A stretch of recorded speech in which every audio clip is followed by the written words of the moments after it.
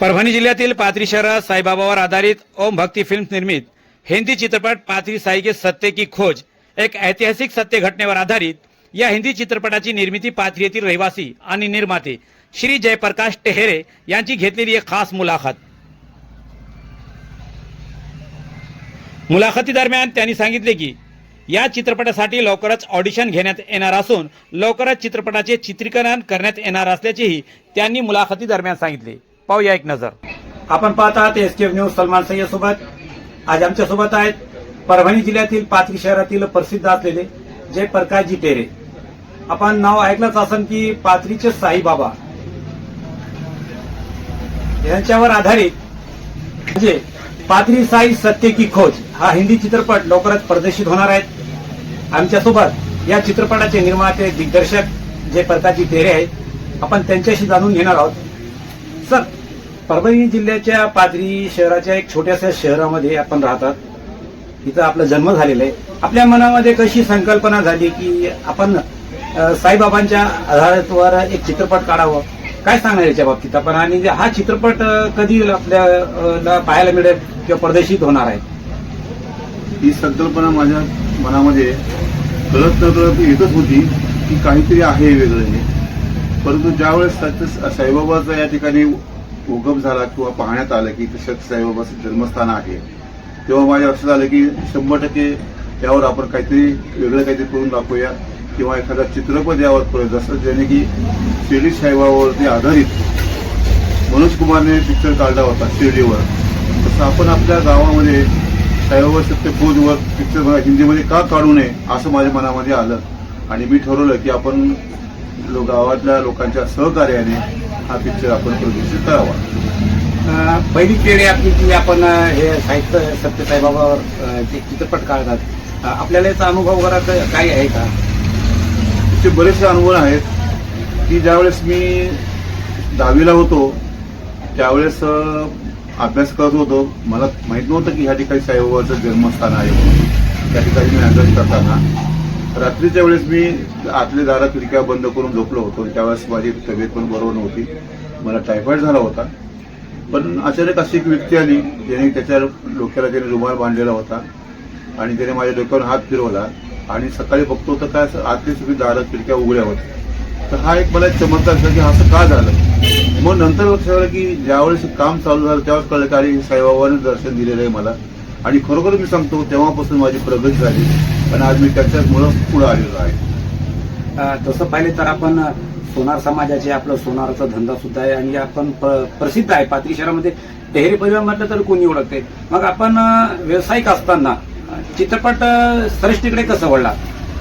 त्याचं एक सांगतो तुम्हाला, मी ज्यावेळेस BSc झालो आणि मुंबईला गेलो, मुंबईला मला मग शिक्षकाची तिथं मला पोस्ट मिळाली आणि त्याच्यातून मला BEd केलं आणि त्यावेळेस मला एक कल्चरल ऍक्टिव्हिटी म्हणून हा एक तास होता माझ्याकडे।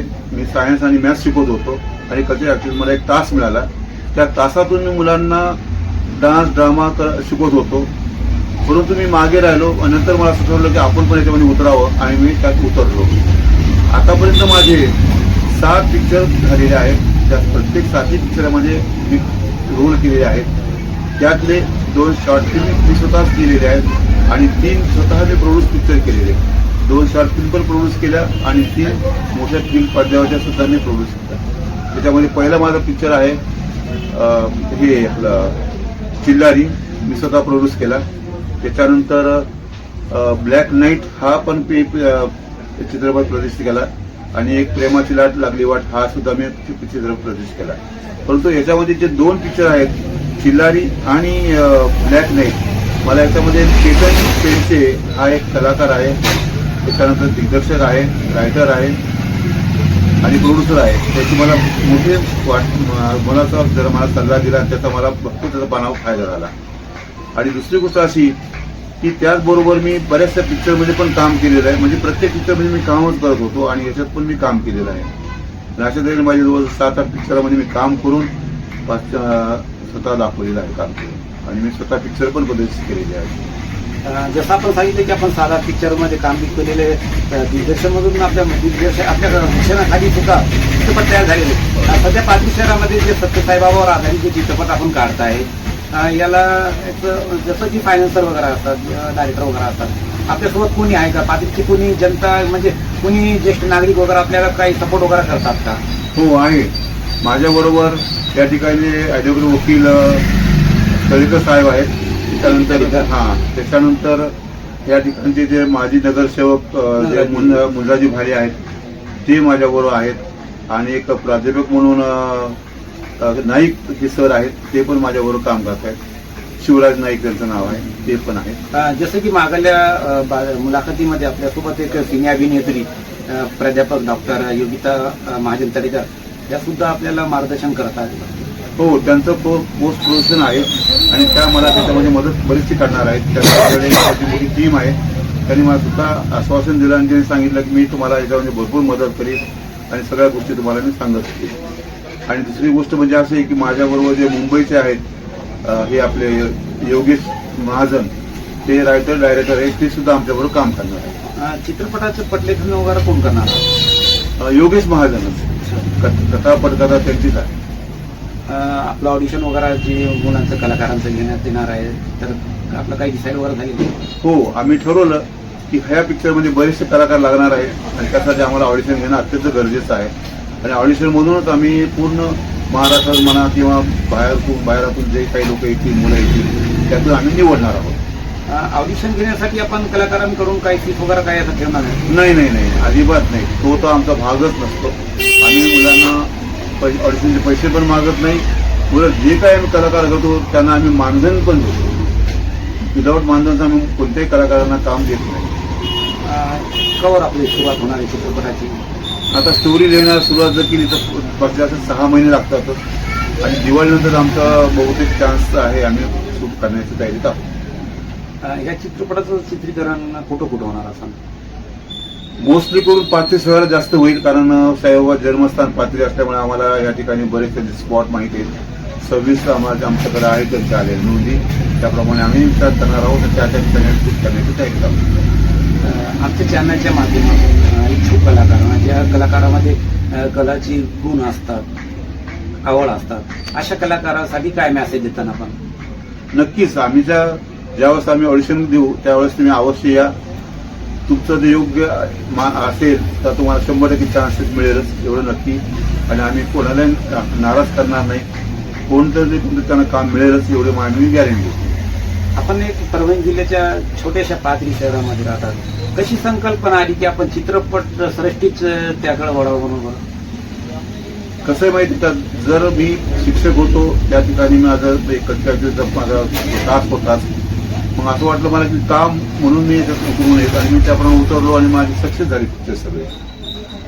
आणि एक हिंदी शॉर्ट फिल्म केलेली आहे आणि हिंदी पिक्चर पण बनवला आहे जो हॉरर आहे, ब्लॅक नाईट म्हणून. त्याच्यात माझा लीडचा रोल आहे. खूप छान पिक्चर झालेला आहे तो आणि बहुतेक आता OTT मध्ये आम्ही देणार आहोत, तेव्हा तुम्हाला सगळ्यांना बघायला मिळेल. वज्र मी पिक्चर केलेला आहे, त्याच्यानंतर जंगल एक थरार, त्याच्यानंतर प्रेमाची लाट लागली वाट, त्याच्यानंतर चिल्लारी आणि ब्लॅक नाईट आणि 12-12 AM शॉर्ट, असं आम्ही 7 पिक्चर बनवले. हे आहे आमच्यासोबत जयप्रकाशजी टेरे साहेब. परभणी जिल्ह्यातील पाथरी शहराच्या एका छोट्याशा शहरामधून जन्म झालेला आहे, पण त्यांची आचार विचार जे होते, त्यांना आवड होती चित्रपटाची. शिक्षक म्हणून होते. शिक्षक असताना सुद्धा ते विद्यार्थ्यांना कला वगैरे गुण त्यांच्यामध्ये पाहून त्यांना शिकवायचे. ही संकल्पना त्यांच्या मनामध्ये आली आणि ती पाथरी सारख्या छोट्याशा शहरातून त्यांनी असं प्रवास केलेला आहे की मुंबई आणि पुण्यासारख्या चित्रपट सृष्टीमध्ये त्यांना पदार्पण केलेले. बऱ्याच चित्रपटाची त्यांनी निर्मिती केलेली आहे, बऱ्याच चित्रपटामध्ये त्यांच्या भूमिका सुद्धा आहे. हे संकल्पना पाहून पाथरी साई सत्य की खोज हा हिंदी चित्रपट काढण्याचा त्यांचा संकल्पना त्यांच्या मनामध्ये आली आणि त्यांनी हिंदी चित्रपट पाथरी शहराच्या सत्य साईबाबावर आधारित हा चित्रपट काढण्याचा निर्धार घेतला आणि त्याच अनुषंगाने आज ते आमच्यासोबत मुलाखत देत आहेत. त्यांना पाथरी शहरातील बीबी तळेकर असतील, ॲडव्होकेट वकील साहेब आमच्यासोबत, माजी नगराध्यक्ष ॲडव्होकेट मुंजाजीरावजी भाले पाटील असतील व बीबी तळेकर ॲडव्होकेट यांच्या कन्या सिने अभिनेत्री योगिता महाजन तळेकर असतील. ते सध्या मकरंद अनासपुरेजी यांच्यासोबत एका वेब सिरीज मध्ये काम करतात. त्यांचं सुद्धा यांना पोस्ट प्रोडक्शन म्हणून त्यांना मार्गदर्शन लागणार आहे. या अनुषंगाने त्यांच्या वतीने एक लवकरच जे सिने शिवराज नाईक सुद्धा आहे. असे प्राध्यापक शिवराज नाईक सर यांचं सुद्धा त्यांना मुलाचं मार्गदर्शन लागणार आहे. म्हणून काही दिवसातच कलाकारांसाठी ऑडिशन ते घेणार आहेत आणि ऑडिशनमध्ये जे सक्सेस विजय होतील त्यांचा टेस्ट घेण्यात येतील. अशाच कलाकारांना या चित्रपटामध्ये संधी देण्याचे त्यानं ठरवलेलं आहे. अवघ्या काही दिवसातच किंवा महिन्यातच म्हणा 5-6 महिन्यात हे चित्रपट तयार होण्याच्या 5-6 महिन्यामध्ये हा चित्रपट तयार होऊ शकतो असं त्यानं मत व्यक्त केलेलं आहे. तर जे गरजू कलाकार असतील, ज्यांना कलेची आवड असतील, अशा कलाकारांनी आमच्यासोबत हे निर्माते जयप्रकाशजी ढेरे साहेब यांचा खाली मोबाईल नंबर दिलेला आहे, यांच्याशी आपण अवश्य संपर्क साधावा व आपली आवड जाहीर करावी. यासोबतच आपण पाहतात SKF न्यूज. सलमान सय्यद सोबत पाथरी.